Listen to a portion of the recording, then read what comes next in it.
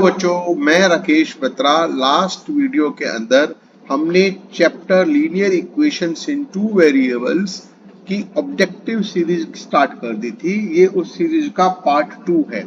तो question number 11 से start करते हैं। क्या है क्वेश्चन कि if a straight line which is represented by x plus 2y equal to 10 cuts x axis and y axis. कोई भी लाइन x एक्सिस को कहाँ कट करती है? जहां पर y की वैल्यू 0 होती है, और y एक्सिस को जहां कट करती है वहां x की वैल्यू 0 होती है। तो हमको बताना है कि उन दोनों पॉइंट्स के, यानी जहां x एक्सिस को कट कर रही है और जहां y एक्सिस को कट कर रही है, इन दोनों पॉइंट्स के कोऑर्डिनेट्स क्या होंगे। तो x एक्सिस को जहां कट कर रही है वहां y की वैल्यू 0 पुट कर दी। y को हम 0 पुट कर देते हैं, यहाँ 10 है सॉरी। तो जहां y को 0 पुट किया तो x की वैल्यू आ गई 10। पॉइंट हुआ 10,0। पहले हमेशा x फिर y। फिर कहता है कि y को कहाँ कट कर रही है। y को जहां कट करेगी वहां x की जगह पर 0 पुट कर देंगे। 0 plus 2y equal to 10। y की वैल्यू आ गई 5। x 0 y 5, ये सेकंड पॉइंट हो गया। तो हमारे पॉइंट्स हुए 10,0 और 0,5। ए ऑप्शन में हमको दिखाई दे रहे हैं। अगले पार्ट पर मूव करते हैं। नंबर 12 पे मूव कर रहे हैं। The value of x and y if the given equation this and this are. हमें इन दोनों इक्वेशंस को सॉल्व करके x और y की वैल्यू फाइंड करनी है। एक बड़ी सिंपल सी बात याद रखिए, अगर किन्हीं दो इक्वेशंस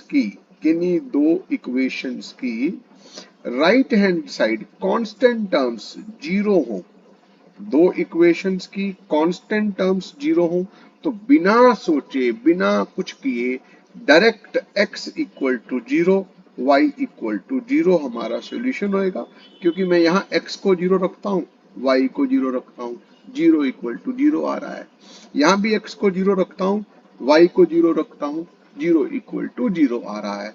तो जब कभी हमें इक्वेशंस की राइट हैंड साइड 0 मिले, कांस्टेंट टर्म्स उनके अंदर ना हो, तो हमारा सॉल्यूशन होगा x equal to 0 and y equal to 0।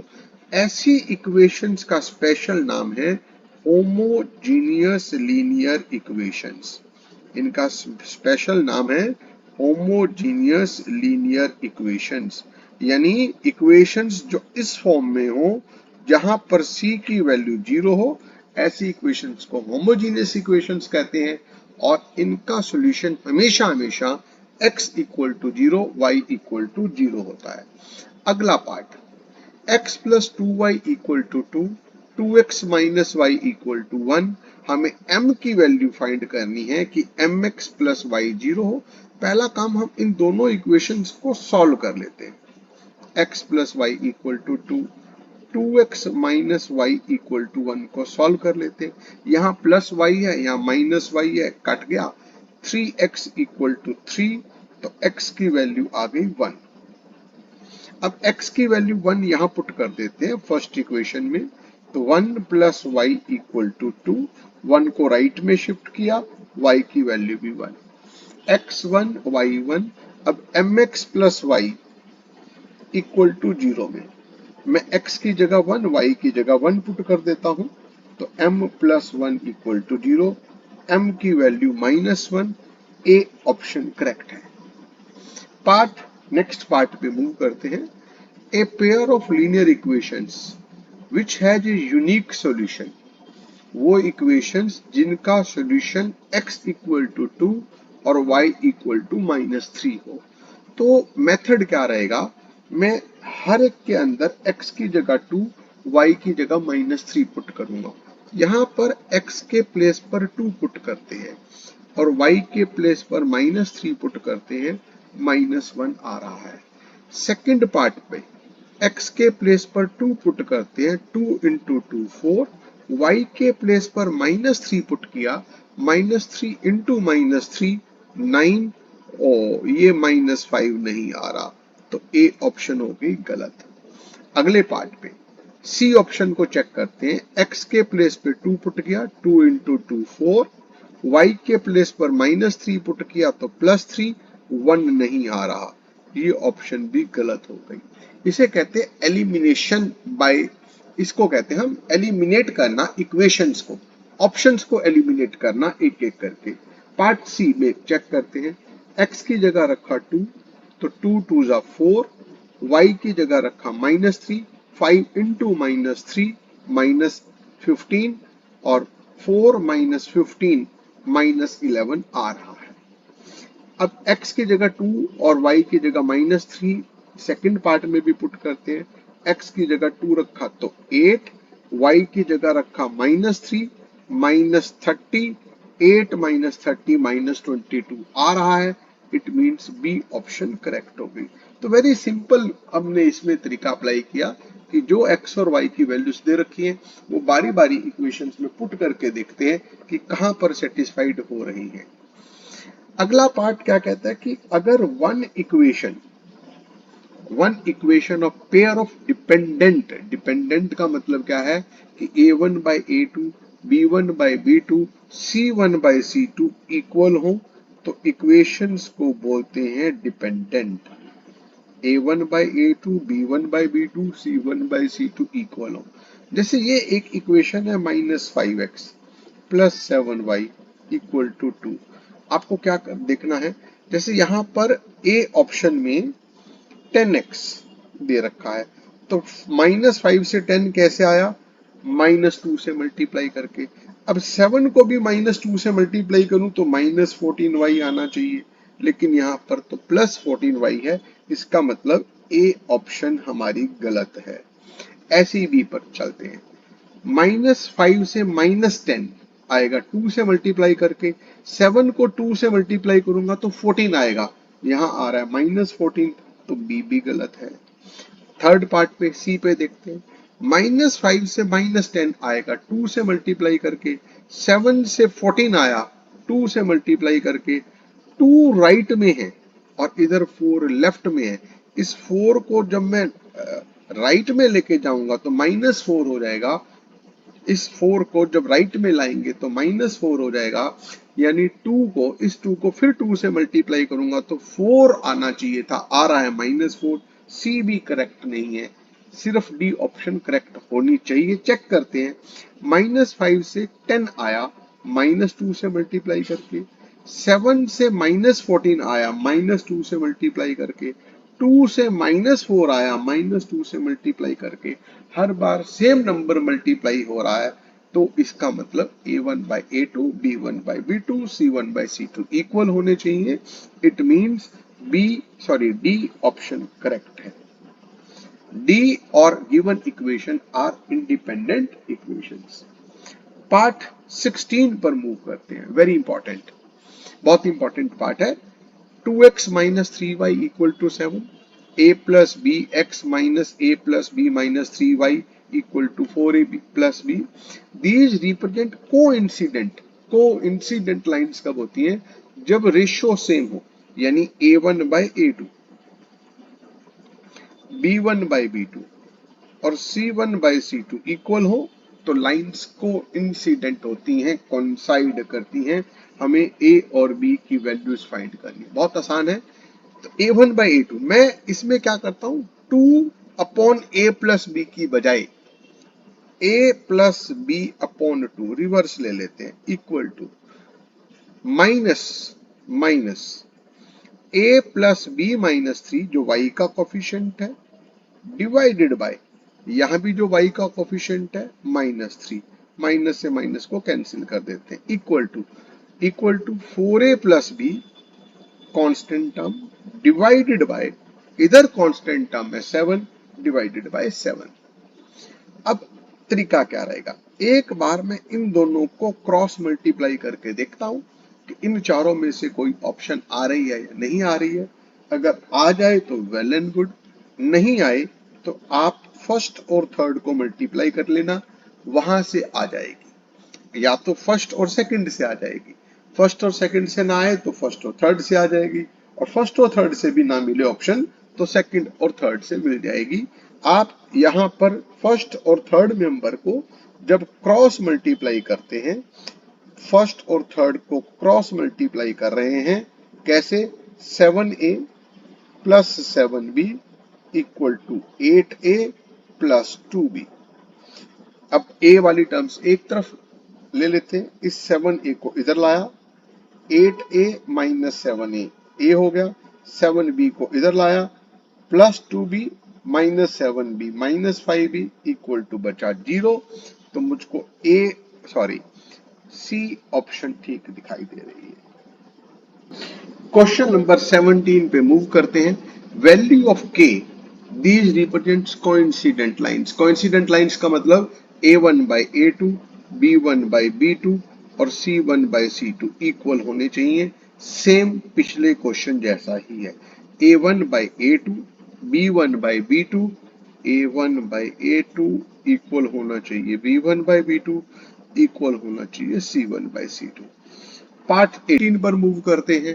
If the lines represented by this and this are parallel. Lines parallel कब होती हैं? जब a1 बाय a2 इक्वल होता है b1 by b2 but c1 by c2 के equal नहीं होता। तो यहां 3/2 a1 बाय a2 हो गया, b1 बाय b2 2k/5 के इक्वल होना चाहिए, नहीं होना चाहिए 2 ये प्लस का 1 इधर आकर के -1 हो जाएगा, 2/-1। यहां से मेरे पास k की वैल्यू आ जाएगी। इन दोनों को कर देते हैं cross multiply, 15 equal to 4k। k की वैल्यू होनी चाहिए 15/4 जो हमें सी ऑप्शन में दिखाई दे रहा है। Part 20। For which values of p the lines represented by are parallel। Same question है कि a1 बाई a2 और b1 बाई b2 इक्वल होने चाहिए but not equal to c1 by c2। तो चेक करते a1 बाई a2, a है 3, b है a1 है 3, a2 है 6, तो 3 बाई 6 इक्वल होना चाहिए -1 बाय -2, ये इक्वल है ही 1/2 1/2। इक्वल नहीं होना चाहिए -5 बाय -p। ध्यान रखा करो कांस्टेंट टर्म्स दोनों एक ही तरफ होनी चाहिए, या तो दोनों लेफ्ट में होनी चाहिए या दोनों राइट में होनी चाहिए। तो माइनस से माइनस कैंसिल हो गया, बाकी बच गया 1/2 नहीं होना चाहिए 5/p के। इसका मतलब p नहीं होना चाहिए 10 के इक्वल। तो बी ऑप्शन करेक्ट हो गई। 21 question number. Area of triangle formed by this line. ये बड़ी शानदार बात है, विद द कोऑर्डिनेट एक्सिस। मतलब ये जो लाइन है, ये line x by a plus y by b equal to 1, ये कोऑर्डिनेट एक्सिस के साथ जो ट्राइंगल बना रही है उस ट्राइंगल का एरिया क्या होगा, ये हमें बताने को कहा गया है। तो सबसे पहले कोऑर्डिनेट्स फाइंड करने होंगे। कोऑर्डिनेट्स कैसे निकलेंगे, ये मैंने एक रफ सा स्केच बना दिया। मुझको पहले पॉइंट ए के कोऑर्डिनेट्स निकालने हैं। पॉइंट ए के कोऑर्डिनेट्स, ये पॉइंट ए कहां पे लाई कर रहा है? एक्स एक्सिस पर। एक्स एक्सिस पर y की वैल्यू 0, तो मैंने y की जगह यहां 0 रख दिया। y की जगह 0 रखा तो x by a equal to 1, x की वैल्यू a, यानी ये पॉइंट ए के कोऑर्डिनेट्स हो गए a,0, यानी ये डिस्टेंस हो गया a, o से a का distance a। In the same way point b लाई कर रहा है y एक्सिस पर, और y एक्सिस पर x की वैल्यू 0 होती है, तो मैं यहाँ x को 0 रख देता हूँ। जब मैं यहाँ x को 0 रखूंगा तो y/b की वैल्यू आ गई 1, यानी y हो गया b, ये हो गया b। तो इस ट्राइंगल का एरिया, ये एक राइट एंगल ट्राइंगल है, तो एरिया होता है half into base into height. तो half into a into b, area of triangle. C option correct हो गई। Area of triangle, right triangle का formula half into base into height. Part 22। The area of triangle formed by y equal to x, x equal to 12 and y equal to 0। देखिए बच्चे y equal to x कैसी line है? y equal to x एक line है जो origin में से पास कर रही है। कैसे? x को रखा 0, y भी आ जाएगा 0। x को रखोगे 1 तो y भी आ जाएगा 1, x को 2 y भी 2। तो ये लाइन ओरिजिन में से पास करेगी और ये 45 डिग्री का एंगल भी बनाएगी with positive direction of x axis. x equal to 12. This is a line parallel to y axis. Parallel to y axis. यानी यहां कहीं मान लीजिए 12 है, तो ये लाइन हमारी x equal to 12 है. This is x equal to 12. Parallel to y axis. y equal to 0 होती है x axis. ये x axis, ये y equal to 0. मुझे इस ट्राइंगल का ये एरिया फाइंड करना है, ये एरिया फाइंड करना है। अब बड़ी इंटरेस्टिंग बात है, राइट एंगल ट्राइंगल का एरिया होता है half into base into height. ये एंगल 90 डिग्री का है। ये बेस 12 है क्योंकि लाइन x इक्वल टू 12 है। अब यहां पर y और x की वैल्यू सेम है, यहां पर y और x की वैल्यू सेम है। x इक्वल टू ये 12, इस पॉइंट पर x की वैल्यू 12 है तो y की वैल्यू भी 12 हो गई। इसका मतलब कोऑर्डिनेट्स हो गए 12, 12। इसका मतलब ये हाइट भी 12 हो गई। तो अब एरिया ऑफ ट्राइंगल की बात करें तो area of triangle half into base into height. Base है 12, हाइट है 12, तो हाफ इंटू 12 इंटू 12। सिंप्लीफाई कर लेते हैं, 2 6 जा 72 square units. 72 square units D option में दिखाई दे रहा है। तो इस तरीके से हमने लीनियर इक्वेशंस इन टू वेरिएबल्स की ऑब्जेक्टिव सीरीज कंप्लीट कर ली है। अगली वीडियो के अंदर हम क्वाड्रेटिक इक्वेशन की ऑब्जेक्टिव सीरीज और क्वाड्रेटिक इक्वेशंस के कुछ इंपॉर्टेंट क्वेश्चंस और क्वाड्रेटिक इक्वेशंस की इंपॉर्टेंट केस स्टडीज जल्दी ही लेकर मिलते हैं। Thank you very much for watching the video.